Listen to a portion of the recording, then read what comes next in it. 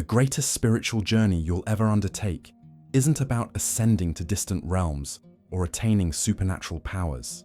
It's about freeing yourself from the invisible chains you forged link by link, day by day, through unconscious patterns that keep your soul trapped in cycles of suffering and limitation. These spiritual mistakes are so devastating precisely because they masquerade as virtues. They feel right. They may even be celebrated by those around you. Yet they are the very obstacles preventing your consciousness from expanding into its fullest expression. The first deadly mistake is spiritual pride, perhaps the most insidious of all. This manifests when we begin to believe we're somehow more evolved than others because of our practices, knowledge, or experiences. You see it in the subtle judgment of those who haven't awakened yet, in the knowing smile when someone speaks of a spiritual concept you've already mastered, in the private satisfaction of being further along the path. What makes spiritual pride so dangerous is that it creates separation exactly where unity is meant to flourish. The moment you believe yourself superior, you've created a division between yourself and others that makes authentic connection impossible. And without connection, there can be no true growth. The greatest barrier to spiritual growth, as Edgar once stated, is the belief that one has already arrived. Consider how this manifests in your life. Have you ever felt a quiet sense of superiority when witnessing someone else's spiritual struggles? Have you ever dismissed another's path because it seemed less sophisticated than your own? These are the whispers of spiritual pride closing your heart precisely when it should be opening. The second deadly mistake is shadow denial, refusing to acknowledge and integrate the darker aspects of your own psyche. Many spiritual seekers become masterful at focusing on the light while repressing anything that doesn't fit their idealized self-image. They speak of love and compassion while ignoring the rage, jealousy, greed, or fear that still operates beneath the surface. This denial creates a spiritual bypass, a detour around the very wounds that need healing. When we refuse to face our shadows, they don't disappear. They simply operate from the unconscious, sabotaging our relationships and spiritual progress in ways we cannot see. True spiritual maturity isn't about transcending your humanity. It's about embracing all of it, the light and the dark, the beautiful and the broken. Integration, not rejection, is the path to wholeness. The third deadly mistake is attachment to control. This manifests as the desperate need to manipulate outcomes, people, and even your own spiritual experiences. You see it in the rigid adherence to specific practices, in the frustration when life doesn't conform to expectations, in the anxiety that arises when things feel uncertain or chaotic. At its core, this attachment to control stems from a fundamental distrust in the universe. It's the belief that if you don't manage everything perfectly, disaster will follow. Yet this very need for control creates resistance to the natural flow of spiritual evolution, which often requires surrender, trust, and a willingness to venture into the unknown. The fourth deadly mistake is false humility, a performance of self-deprecation that actually masks deeper spiritual arrogance. This isn't genuine humility, which comes from an honest assessment of one's strengths and limitations. Rather, it's a strategic posture designed to appear humble while still seeking validation. You'll recognize false humility in phrases like, "I'm just a beginner," from someone clearly established in their practice, or in the public rejection of praise while privately craving more. This performance creates a disconnect between your outer presentation and inner truth, a disconnection that blocks authentic spiritual connection. The fifth deadly spiritual mistake is what I call spiritual escapism, using spiritual practices not as tools for growth and presence, but as sophisticated mechanisms to avoid life's difficulties. This manifests when meditation becomes a way to dissociate rather than to engage more fully, when staying positive becomes toxic positivity that denies legitimate pain, when surrendering to the divine becomes an excuse to avoid necessary action. Many seekers use spirituality as an emotional anesthetic. When feelings of grief, anger, or fear arise, they quickly retreat into spiritual concepts or practices that numb these emotions rather than processing them. It's all perfect, they say, while bypassing the genuine healing that comes only through feeling fully. This pattern creates a pseudo-spirituality, that floats above life rather than penetrating deeply into it. True spiritual development doesn't remove you from the human experience. It enhances your capacity to be fully present with all of it.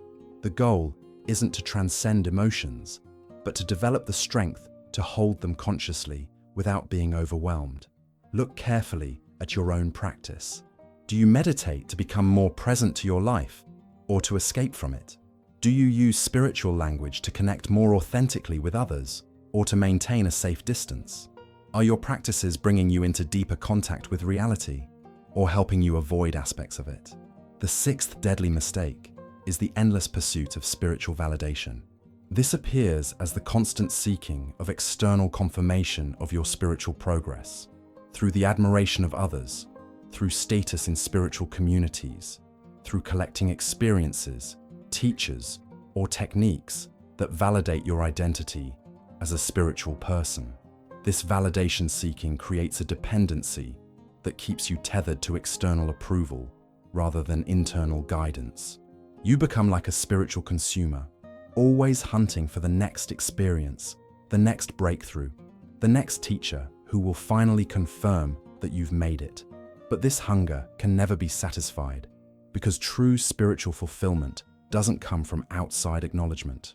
The spiritual path isn't about collecting credentials or experiences to bolster your spiritual resume.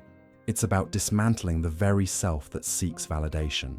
It's about discovering the wholeness that already exists beneath the seeking. The seventh and perhaps most tragic spiritual mistake is living in misalignment with your inner truth. This happens when you adopt spiritual beliefs or practices, not because they resonate deeply with your authentic self, but because they're expected, popular, or seemingly advanced. You see this in people who contort themselves to fit into spiritual frameworks that don't actually serve them, who silence their doubts or questions to maintain belonging in spiritual communities, who ignore their intuition in favor of external authorities or traditions. This misalignment creates a subtle but persistent discord in your being. While you may appear spiritually developed on the outside, internally you feel disconnected, as if playing a role rather than living authentically.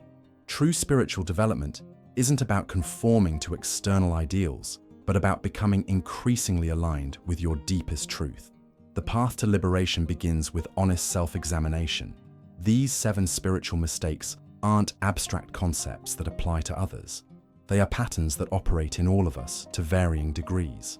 The question isn't whether you've fallen into these traps, but how and where they manifest in your life. Recognizing these patterns requires extraordinary honesty and courage. It means looking beyond your spiritual self-image to see the unconscious motivations that drive your practice. It means being willing to sit with uncomfortable truths rather than rushing to spiritual explanations or solutions. The journey toward authentic spiritual development isn't about achieving some perfect state. It's about removing the obstacles that prevent you from experiencing the wholeness that is already your nature. Each time you catch yourself in one of these spiritual mistakes and choose differently, you loosen the bonds that keep your soul confined. Liberation begins with recognition. Once you've identified these spiritual traps in your life, the real work of transformation can begin. This isn't about self-judgment or shame. Those are simply more sophisticated forms of spiritual imprisonment. Rather, it's about bringing compassionate awareness to patterns that have operated unconsciously, perhaps for decades. The antidote to spiritual pride is genuine humility, not the performative kind, but the profound recognition of your place in the vast tapestry of existence. True humility isn't about diminishing yourself. It's about right-sizing your ego to create space for wonder and continuous learning. When you approach life as a perpetual student rather than an accomplished master, every person and situation becomes your teacher. Practice this. The next time you find yourself mentally critiquing someone else's spiritual understanding, pause. Ask yourself, what might this person have to teach me?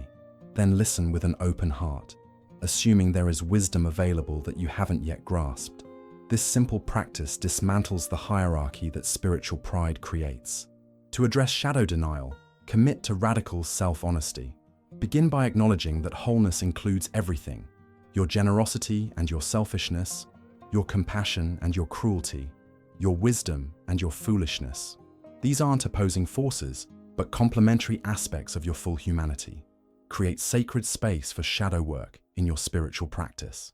This might involve journaling about the emotions you typically avoid, working with dreams that reveal disowned aspects of yourself, or simply sitting in meditation with the intention to welcome whatever arises, especially the parts of yourself you'd rather not face. Remember that integration, not elimination, is the goal. Your shadows contain tremendous energy and wisdom when consciously embraced rather than unconsciously projected. As Carl Jung observed, one does not become enlightened by imagining figures of light, but by making the darkness conscious. For those struggling with attachment to control, the practice is surrender, not as passive resignation, but as active trust in the intelligence of life itself. Begin by identifying areas where your need for control creates suffering. Perhaps it's in relationships, where your expectations create tension. Perhaps it's in your spiritual practice, where rigid ideas about correct experiences limit your growth. Then experiment with conscious surrender. Start small, perhaps with mundane daily activities where you can practice letting go of exactly how things should unfold. Notice the spaciousness and ease that emerge when you're not constantly managing reality. Gradually extend this practice to more significant areas of your life. False humility transforms through radical authenticity. Practice speaking your truth without diminishment or exaggeration. Acknowledge both your gifts and limitations honestly. Accept praise graciously without deflection when it's genuine, and receive constructive feedback with equal openness. This authenticity creates integrity between your inner experience and outer expression, an alignment that is essential for spiritual growth. It allows others to see and connect with your true self rather than a carefully curated spiritual persona. For those caught in spiritual escapism, the path forward is courageous presence. This means developing the capacity to stay with difficult emotions and situations rather than using spiritual practices as an exit strategy. When pain, fear, grief, or anger arise, try staying with these emotions, breathing into them, allowing them to move through you without judgment or resistance. Paradoxically, this willingness to feel everything fully is what eventually creates genuine peace. Not the fragile peace that comes from avoidance, but the unshakable peace that arises when nothing in your human experience is alien to you. The cure for seeking external validation is to cultivate an internal reference point. This begins by questioning the source of your spiritual motivations. Before engaging in any practice or teaching, ask yourself, am I doing this to impress others, to bolster my spiritual identity, or because it genuinely calls to my soul? Learn to distinguish between the authentic inner voice of wisdom and the ego's need for acknowledgement. The former speaks quietly, but with clear authority. The latter is noisy, insistent, and concerned with how things appear to others. As you attune to this inner guidance, external validation gradually loses its hold. Finally, to address misalignment with your inner truth, commit to spiritual discernment. This means testing every teaching, practice, and belief against your own direct experience. Does it resonate in your body, heart, and mind? Does it create more freedom, compassion, and clarity in your life? Or does it constrict you, creating subtle tension or disconnect? Have the courage to walk away from spiritual frameworks that don't serve your authentic growth, even when doing so means leaving comfort or community.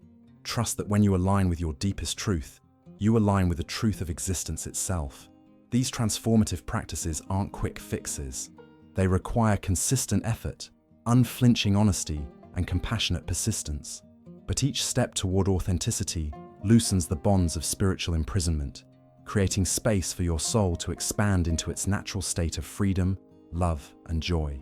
The journey we've explored isn't linear, but cyclical. These spiritual mistakes aren't obstacles you overcome once and forever. They're patterns that may resurface throughout your life in increasingly subtle forms. The awakened soul doesn't claim perfection, but embraces this ongoing process of recognition and refinement with patience and compassion. What differentiates the mature spiritual seeker from the beginner isn't the absence of these patterns, but the speed with which they're recognized and released. Where once you might have been caught in spiritual pride for years, you now might notice it arising and dissolve it within moments. This is the fruit of practice, not perfection, but increasing awareness and freedom.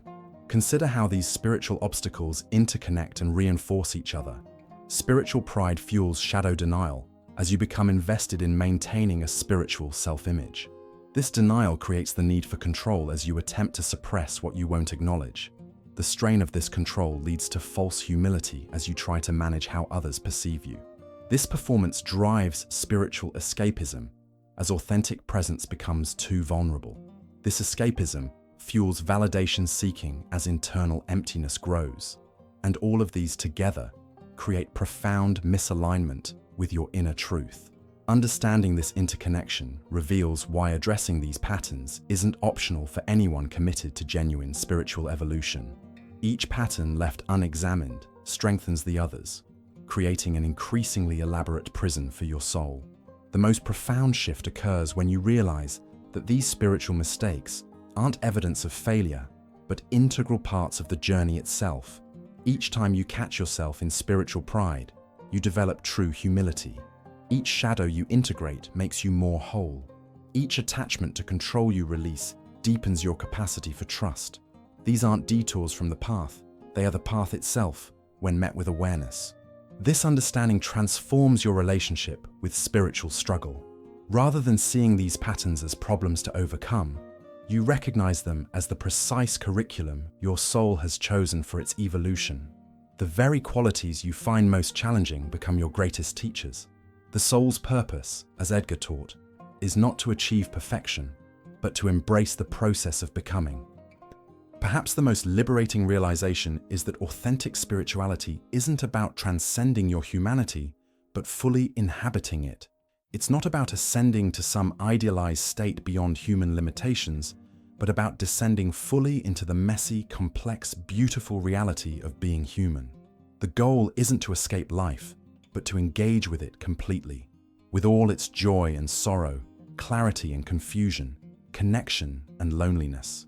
This engagement requires vulnerability. Many spiritual seekers use their practice as armor against life's uncertainties and heartbreaks, creating a false sense of invulnerability. True spiritual maturity is found not in rising above vulnerability, but in embracing it, in having the courage to remain open-hearted even when it hurts, to love fully knowing loss is inevitable, to live authentically even when it feels risky. When you release the need for your spiritual journey to follow a predetermined path or timeline, an unexpected freedom emerges. You discover that the soul's evolution unfolds through cycles of expansion and contraction, clarity and confusion, connection and solitude. Each phase serves a purpose. The periods of seeming regression or stagnation often contain the deepest lessons and prepare the ground for the next expansion. This cyclical nature explains why the spiritual journey isn't about continuous linear progress. It's more like a spiral. You may revisit similar themes and challenges throughout your life, but each time from a higher perspective, with greater awareness and compassion. What felt like an insurmountable obstacle in one cycle becomes a stepping stone in the next. As your practice deepens, you may notice a profound paradox. The more authentic your spiritual development becomes, the less special it feels. The extraordinary experiences and insights that once seemed so important gradually give way to a simple, quiet presence with whatever is. The burning questions that drove your seeking transform into a peaceful abiding with mystery. The desperate search for meaning resolves not in final answers, but in comfortable relationship with the questions themselves. This ordinariness is the hallmark of genuine spiritual maturity, not because extraordinary experiences cease, but because they no longer define or drive your journey. You find yourself less concerned with spiritual attainment and more available to life exactly as it unfolds. This availability creates a natural compassion that flows not from spiritual concepts, but from the lived recognition of your connection with all beings. Perhaps the most beautiful flowering of this mature spirituality is how it manifests in relationship. As you release spiritual pride, you connect with others beyond hierarchies of spiritual development.